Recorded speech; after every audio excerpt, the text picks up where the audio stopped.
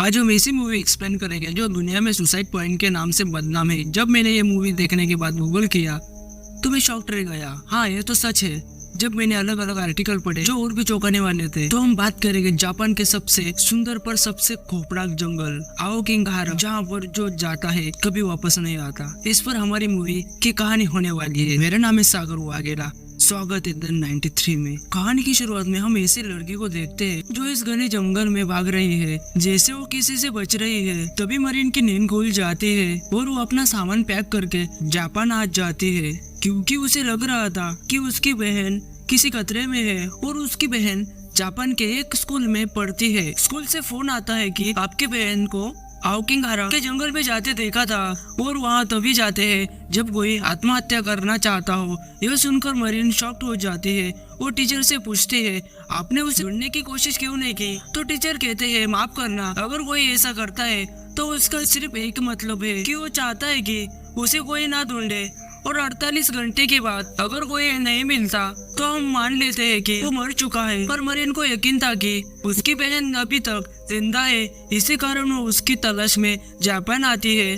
फिर वो एक होटल में रात गुजारने आती है तो वो अपनी बहन की बर्थडे की वीडियो देखती है जिसमें 2 कैंडल थी, क्योंकि मरीन सेरा ट्विंस थी और दोनों का जन्मदिन सेम डे था। वो उसे मिस कर रही थी।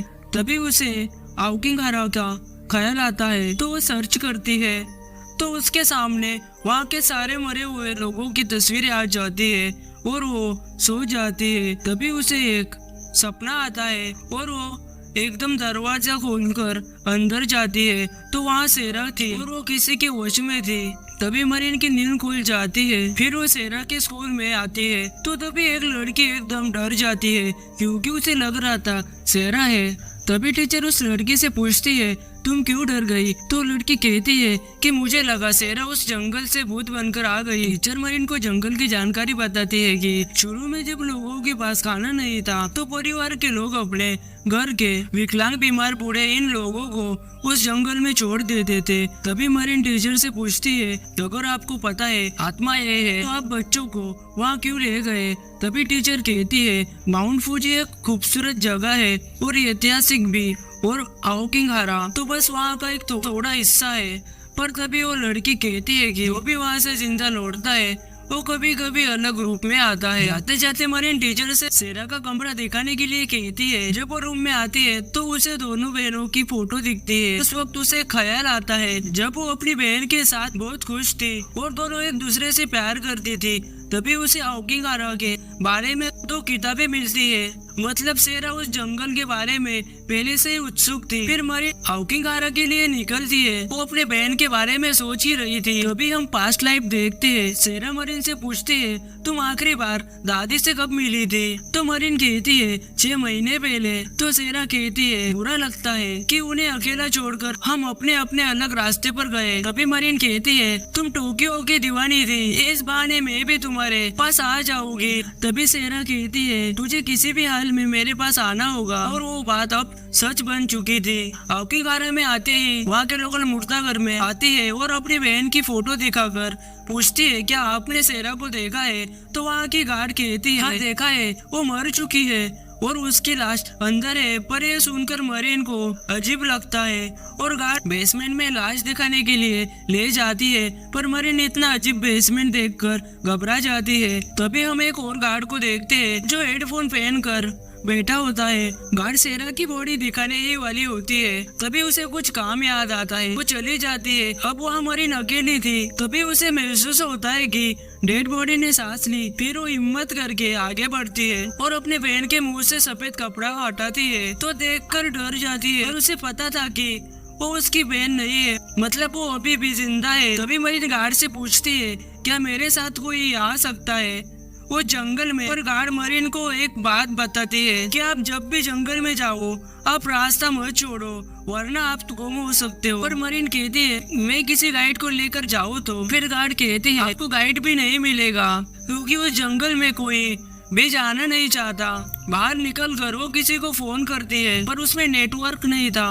तभी एक लड़की कहती है, आस पास बड़े बड़े पहाड़ है और यहाँ नेटवर्क नहीं होता। पर मरीन उस लड़की से पूछती है, क्या तुम मेरे साथ उस जंगल में चलोगी? मैं तुम्हें बहुत सारे पैसे दूंगी। पर वो लड़की मना कर देती है कि जंगल में यूरे है जो मुझसे भी अलग है और जंगल तुम्हारे डर खामोशी को तुम्हारे खिलाफ इस्तेमाल करता है और तुम अपनी खुद जान लेने पर मजबूर हो जाओगी। पर मरीन को ये मजाक लग रहा था और वो लड़की से कहती है, अगर यूरी आए तो कहना मैं होटल में हूँ। और वो होटल में आ जाती है तो वहाँ उसकी मुलाकात सारू से होती है। वो कहता है, मैंने आपको देखा है। तो मरीन गुस्सा हो जाती है और बोलती है, हाँ देखा है ना, यही 4 दिनों पहले। तभी सारू कहता है, मैं मजाक कर रहा हूँ। तभी मरीन कहती है, मुझे लगा आप मेरे बहन के दोस्त हो और मैं मेरी बहन को ढूंढ रही हूँ। पर सारू कहता है, तुम्हें पता नहीं जंगल के बारे में। तो मरीन कहती है, अगर मेरी बहन को कुछ हुआ होता तो मुझे पता चल जाता, मैं उसे महसूस कर सकती हूँ। वो सारू को अपनी बहन की फोटो दिखाती है जो सेम थी। सारू उस फोटो को वेटर को भी दिखाता है, क्या आपने इसे देखा है? पर वो नहीं कहता है। सारू मरीन बातें करते हैं, दोनों में दोस्ती हो जाती है। पर मरीन कहती है, मैं अकेले उस जंगल में जाने वाली हूँ। पर सारू मना कर देता है कि तुम वहाँ अकेले नहीं जा सकती, मैं भी यहाँ रिसर्च करने आया हूँ, पर मैं भी कभी अकेला नहीं जाता। पर वो कहता है, यहाँ एक गार्ड है जो 4 दिन बाद पूरे जंगल में लाशें ढूंढने आता है, अगर तुम कहो तो मैं उससे तुम्हारी बात करता हूँ। मरीन मान जाते हैं। पर सारू कहता है, मैं इस जंगल में यहाँ की मिस्ट्री पर रिसर्च करने आया हूँ, अगर तुम चाहो तो मैं तुम्हारे और तुम्हारी बहन की स्टोरी कवर कर सकता हूँ, बस तुम्हारी परमिशन चाहिए। मरीन उसे परमिशन दे देती है स्टोरी के लिए। फिर सारू मरीन से उसके माता पिता के बारे में पूछता है।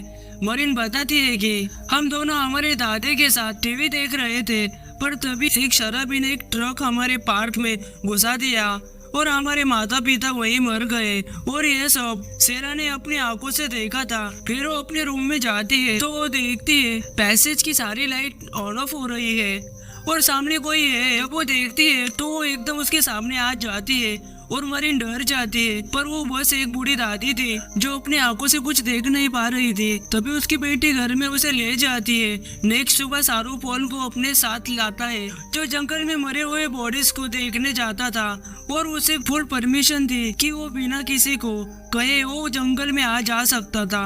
तभी पॉल मरीन से कहता है कि आपको मानना होगा, अगर इतने दिनों तक आपकी बहन नहीं लौटी मतलब वो मर चुकी है। और ये सुनकर मरीन को अभी भी विश्वास था कि वो जिंदा है। तभी मरीन पॉल को समझाती है कि सोचो, अगर तुम्हारा बच्चा बेटी जंगल में खो जाए तो तुम क्या मान लोगे वो मर चुके हैं? नहीं ना, आप एक कोशिश करोगे आखिरी सांस तक, जब तक बॉडी नहीं मिलती। पर पॉल कहता है कि तुम्हें जंगल में नहीं जाना चाहिए क्योंकि आप उदास हो। फिर भी मरीन पॉल सारू सेरा की तलाश में उस जंगल में एंटर होते हैं। तभी पॉल सबको बताता है कि ये जंगल एक समुद्र की तरह है जहाँ कोई किनारा नहीं है। और तभी सारू भी लोगों की सुनी कहानी सुनाता है कि जंगल में ऐसी गुफाएं हैं जो आपको दूसरी दुनिया में ले जाती है। वक्त के साथ वो और आगे बढ़ रहे थे। अब यहाँ वो जंगल का हिस्सा शुरू होता है जहाँ से किसी को भी जाने की इजाजत नहीं है। जैसे हमारे अंदर एंटर होती है उसे कुछ अजीब महसूस होता है। उसी दौरान पॉल को भी कंपास में कुछ अजीब दिखता है जो एग्जैक्ट लोकेशन नहीं बता रही थी। उसी दौरान पॉल सारू मरीन को बताता है कि कुछ बुरा, कुछ अजीब जो आम नहीं है तो आप जान लोगे वो सिर्फ तुम्हारे दिमाग का एक भ्रम है।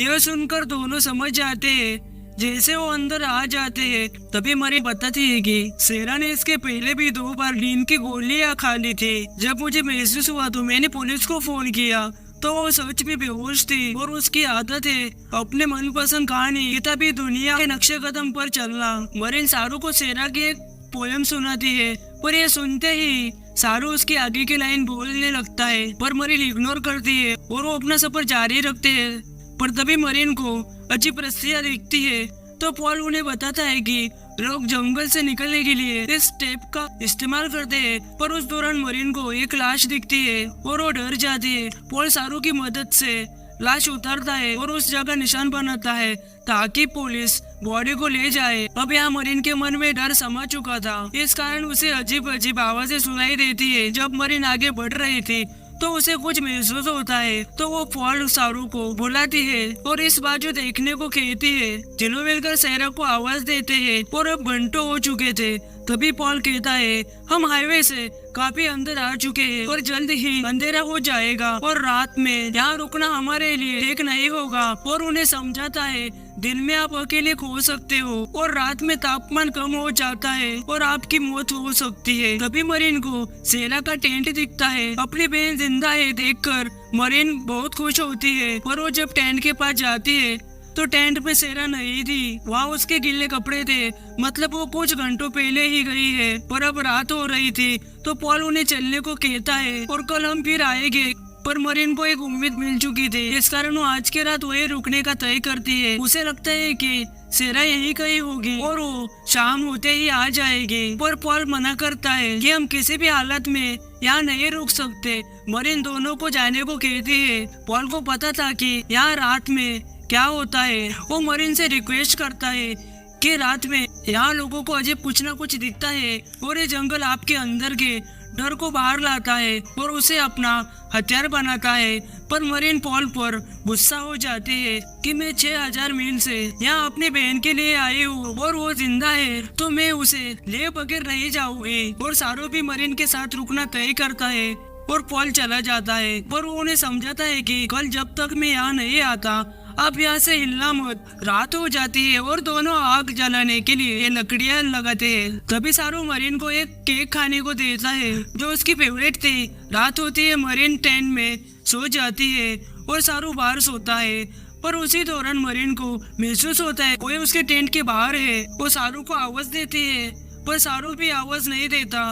वो इतनी डर जाती है कि वो टॉर्च चालू करके बाहर आ जाती है तो उसके सामने बुरे साये दिखते हैं और वो उस पर हमला कर देते हैं। पर ये एक बुरा सपना था। वो टेंट से बाहर आ जाते हैं तो उसे लगता है कोई भाग रहा है तो वो उसका पीछा करते करते काफी जंगल के अंदर आ जाती है। तभी वो लड़की उसके सामने आ जाती है और वो लड़की बार बार मरीन से कहती है कि उस पर विश्वास मत करो। पर ये मरीन समझ नहीं पाते कि फिर लड़की बोलती है सेरा उसे जानती है। पर मरीन कहती है तुम कैसे सेरा को जानती हो। पर लड़की कहती है हम यहीं पर मिले थे और उसे तुम्हारी मदद चाहिए। जैसे ही वो मरीन को बताने वाली थी कहाँ थी वो, उसी वक्त सारू आ जाता है और लड़की भाग जाती है। मरीन उसका पीछा करती है और वो ढलान से गिर जाती है और उसके हाथ पर चोट आ जाती है। उसी वक्त सारू वहाँ आ जाता है और मरीन को और टेंट के पास ले जाता है।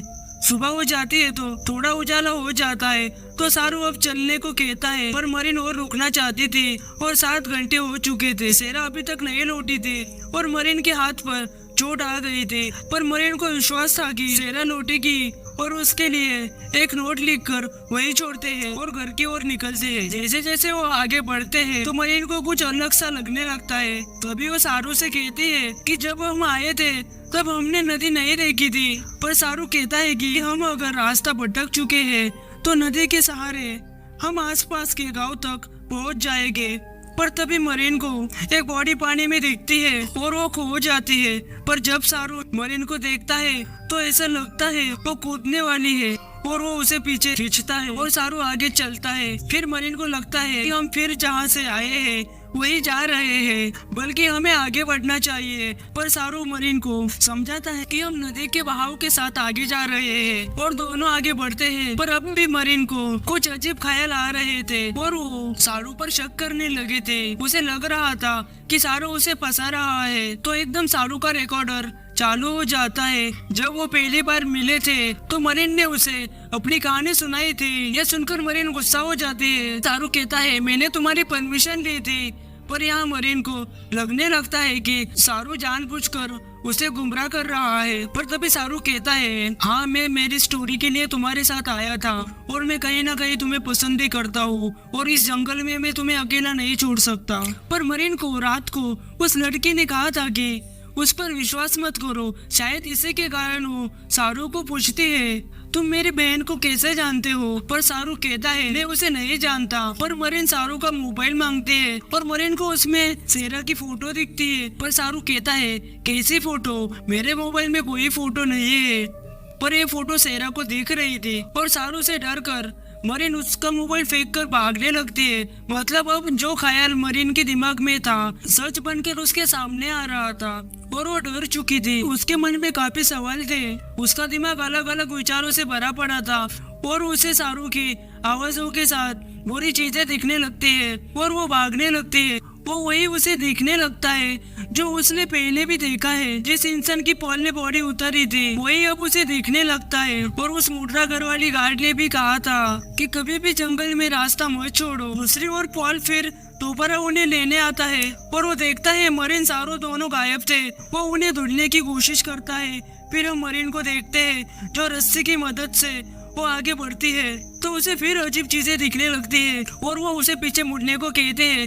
पर मरीन हिम्मत से आगे बढ़ती है और वो उसे लगता है कि ये उसके दिमाग का खेल है जो उसे सच बनाकर दिखा रहा है। पर वो अंदर से काफी डर चुकी थी। तभी उसे महसूस होता है उसके पीछे कोई है और वो दोबारा अपनी जान बचाकर भागती है और वो एक गुफा में गिर जाती है जो पहले ही सारू ने गुफा के बारे में कहा था। और यहाँ पॉल पुलिस को बता देता है कि कल मेरे साथ 2 लोग गए थे पर आज वो गुम हो चुके हैं। इस कारण सब लोग उन्हें ढूंढने जंगल में जाते हैं। यहाँ सेरा गुफा से बाहर निकलने का रास्ता ढूंढती है पर तभी उसके सामने वही अजीब लड़की आ जाती है जो कहती है मरीन से कि तुम्हारी बहन तुमसे मिलना चाहती है। तो मरीन जैसे ही अंदर जाती है तो उसे वहाँ अपनी बहन का भूत दिखता है। वो भागकर फिर रोशनी में आ जाती है। तभी सारू आ जाता है। मरीन उससे मदद मांगती है। सारू रस्ते लाने जाता है पर तभी मरीन को अपना बचपन का कैमरा दिखता है तो उसमें उनकी बचपन की फोटोज थी। एक अजीब रूम था और एक पैर वाला जूता था और उसका डर था। वो इतनी डर जाती है कि जोर जोर से चिल्लाने लगती है। तभी वहाँ सारू आ जाता है और रस्सी की मदद से उसे बाहर निकलता है और वो मरीन से कहता है कि यहाँ एक पुराना रेडियो स्टेशन है, शायद हमें रेडियो से मदद मिल जाए। पर अब भी मरीन को सारू पर विश्वास नहीं था। पर मरीन का शक दूर करने के लिए सारू उसको एक चाकू देता है ताकि वो उस पर विश्वास करे। फिर वो अपना जख्म धोने जाते हैं तो उसे लगता है उसका घाव सड़ चुका है और उसमें कीड़े पड़ चुके हैं और वो चाकू से कीड़े निकलने वाली होती है। पर तभी सारू उसे आवाज देता है और वो ख्याल से बाहर आ जाते हैं। तो ऐसा कुछ नहीं था। मतलब पॉल और उन लोगों की बातें सच थी कि जंगल आपको खुद मरने को मजबूर करता है। फिर दोनों रेडियो स्टेशन पर आते हैं। सारू रेडियो रिपेयर करता है पर मरीन को अभी भी उस पर विश्वास नहीं था। तभी उसे सारू का सेम केक जो सारू ने सेम उसे दिया था अब उसका शक और बढ़ जाता है। सारू मरीन से चाकू मांगता है ताकि रेडियो की स्क्रू खोल सके। पर तभी मरीन को एक दरवाजा दिखता है तो वो सारू से पूछती है यहाँ बेसमेंट कैसे हो सकता है। तो सारू कहता है शायद वो कपबोर्ड होगा। पर मरीन को अंदर से आवाजें आने लगती है और तभी एक नोट अंदर से आता है जो मदद के लिए कह रहा था। तभी मरीन एक चाकू लेते हैं और सारू को कहते हैं कि मुझे पता नहीं तुम पागल कैसे बने। मतलब उसे अब ये लगता है अंदर उसकी बहन है और वो सारू को धमकाते हुए चाबी मांगती है। पर सारू कहता है चाबी मेरे जूते में है और दोनों में हाथापाई हो जाती है और उसी दौरान सारू को चाकू लग जाता है। फिर मरीन उस चाबी से उस रूम को खोलती है और अंदर जाती है और तभी उसके सामने सेरा का बचपन दिखता है। अपने माता पिता को देखती है जब उनका एक्सीडेंट हुआ था और उसका वही डर उस पर हावी हो जाता है जब उसने कहानी के शुरुआत में सारू को एक्सीडेंट की कहानी सुनाई। दूसरी ओर हम सेरा को देखते हैं। वो महसूस कर रही थी कि उसकी बहन मुसीबत में है और यहाँ सेरा अपने डर से भागने लगती है जहाँ हर तरफ बस उसका डर उसके साथ था। यहाँ पुलिस पूरा दिन उन्हें ढूंढ रहे थे। अब रात हो चुकी थी पर उन्हें अब तक कोई भी नहीं मिला था और वो वापस जाने का तय करते हैं। यहाँ मरीन पागल हो गई थी। उसे अपनी बहन दिखने लगती है और यहाँ सेरा को रोशनी दिखती है तो वो पुलिस के पास आ जाती है। उसे जिंदा देखकर सब उसे शांत करते हैं पर उसी दौरान मरीन के सामने वही लड़की आ जाती है और वो उसी जगह रुक जाती है। अब हम यहाँ देखते हैं कि उसे लग रहा था वो अपनी बहन का पीछा कर रही है पर वो असल में उसी बेसमेंट में अपने आप को हानि करके मर चुकी थी। जो भी मरीन ने देखा वो बस उसका वहम था जिसमें सच कुछ भी नहीं था। पर यहाँ एक बात समझने वाली है कि क्या वो सच में ट्विस्ट थी या वो भी बस उसके दिमाग का एक इल्यूजन था। इसी के साथ मूवी एक्सप्लेनेशन यही खत्म होती है। वीडियो अच्छी लगी हो तो लाइक कर सकते हो। ऐसे मजेदार वीडियो देखने के लिए चैनल को सब्सक्राइब कर सकते हो। तो मिलता हूँ आपको एक नई वीडियो में, तब तक के लिए गुड बाय।